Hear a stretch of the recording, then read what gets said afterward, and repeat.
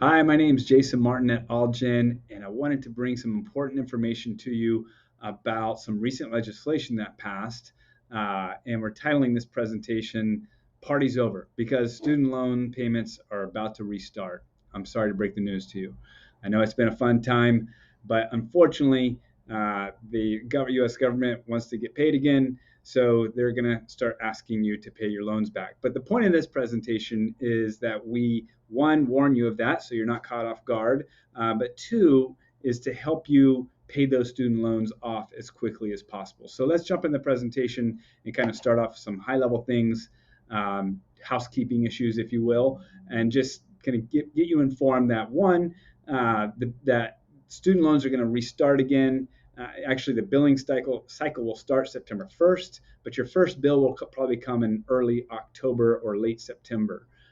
So you want to make sure if you've moved or anything like that, update your profile, make sure your contact information is correct with your student loans. And if you were previously enrolled in auto payment, you'll need to re-enroll. That's not going to automatically start for you again. And that's important to know because if you start missing student loan payments, it could get to the point where they would actually garnish your wages. Because the difficult part with student loans is you can't file for bankruptcy if it's a federal student loan. So you're going to have to pay them one way or the other. So for more information, if you want to kind of make sure you have all your payments set properly, your contact information updated, we've added a little QR code over here on the right. You just take a picture of that or whatever, and that'll take you to the site where you can learn a little bit more information about the federal student aid FAQs.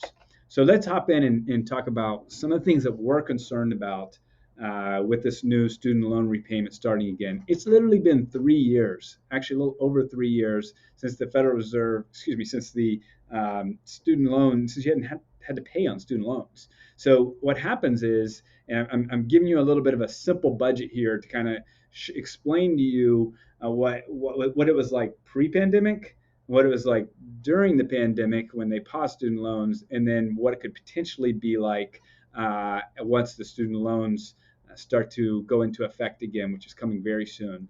So just taking a really simple budget, let's say this person has a take home of $8,000 a month. And then this was their normal bills pre-pandemic. All right, they had rent, 3,000, utilities, cell phone. They don't have a car payment at that time. Let's say they have a 5 or 6 year old car that they've already paid off.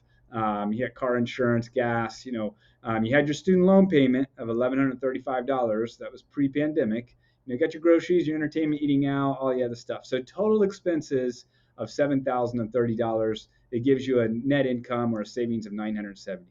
Now, fast forward until after the pandemic started, and then uh, they stopped the student loan payments, so you didn't have to pay them anymore. And what happened during that time is, and this is what we've seen as we've helped people with their budget over the years, most people will spend up to what they make. Okay, and very rare. This is actually rare to have some savings here. A lot of times, the average person will spend everything that they earn. Well, now that you don't have to make your student loan payment, so let's look at that.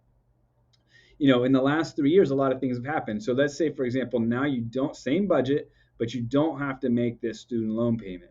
So, you had $1,100 student loan payment. You're not having to make that. You have $1,100 extra a month.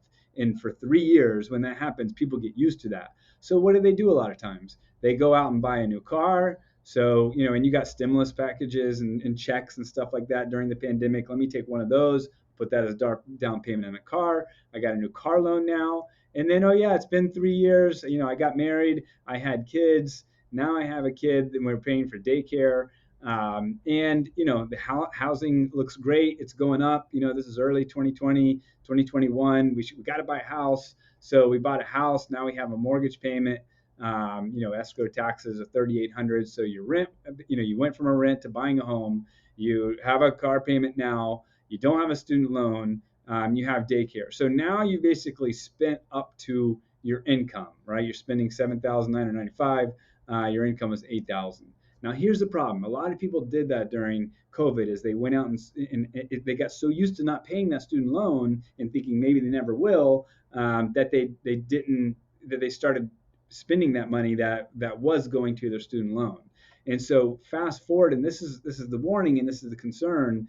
Now we go into after the student loan freeze.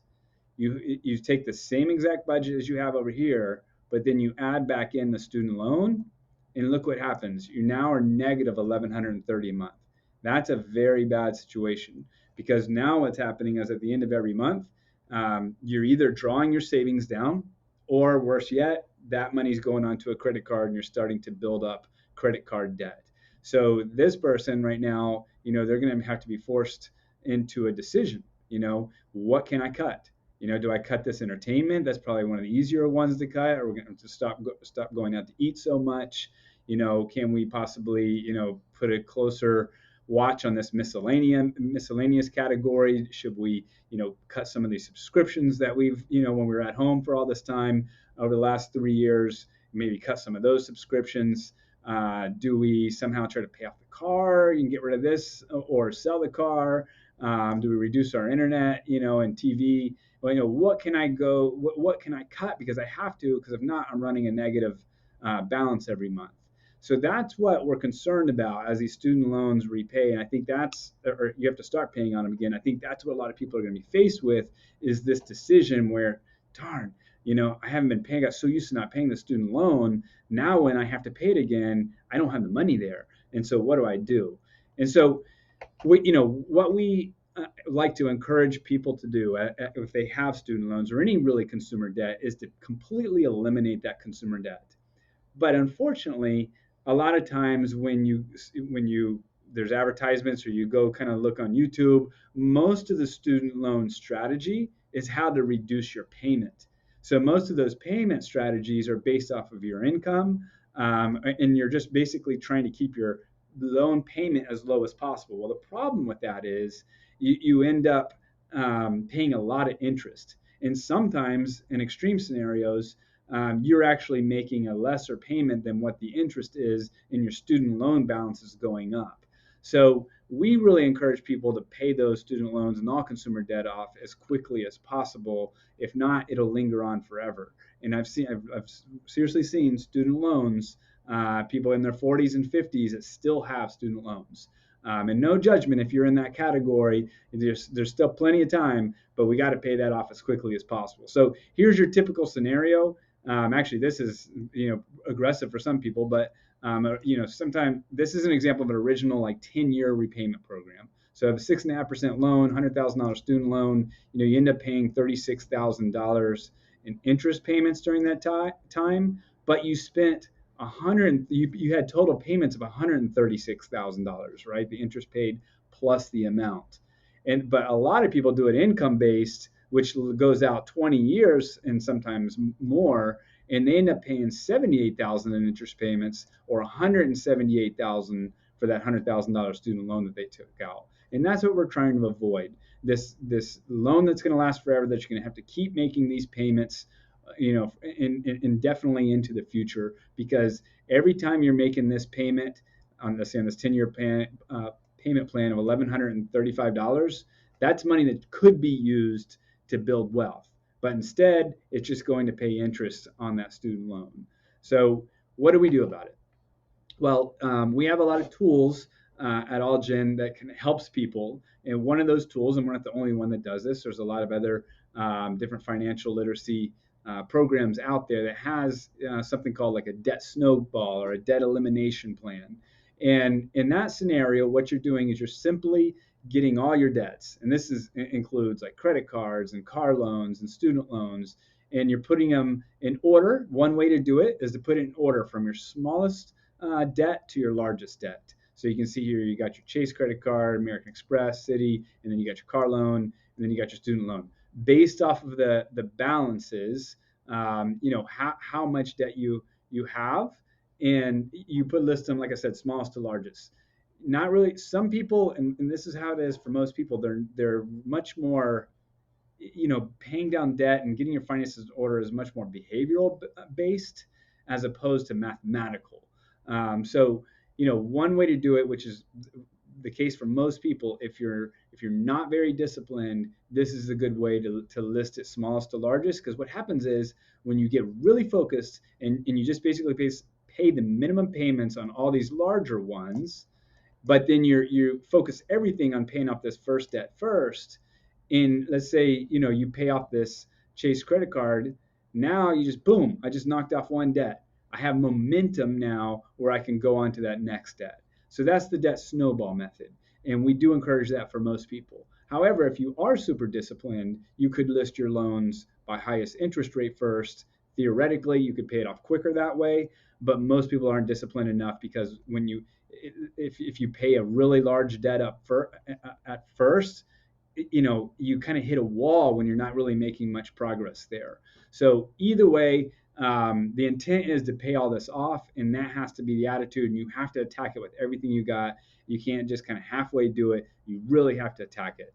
So I just wanted to give everyone, a quick video, quick update. We do have resources, free resources that can help you with this. If you go onto our website and you scroll down a little bit, you can become an AllGen Insider. And what that does, that provides you free access to AllGen Academy. AllGen Academy is a free e-course where you can go through, learn how to properly budget, how to pay off debt, how to have the proper emergency reserves, really everything A to Z on how to build wealth over time. We offer this for free to really help people, and especially those that are kind of more do-it-yourselfers. But at the same time, if you really need that hand-holding, feel free to call your advisor or call us up. We'd be happy to do a full financial plan with you and help you through this and hold your hand and get you out of that debt. So I hope this helps, and I wish everyone the best, and that they knock those student loans out as quickly as possible. Take care.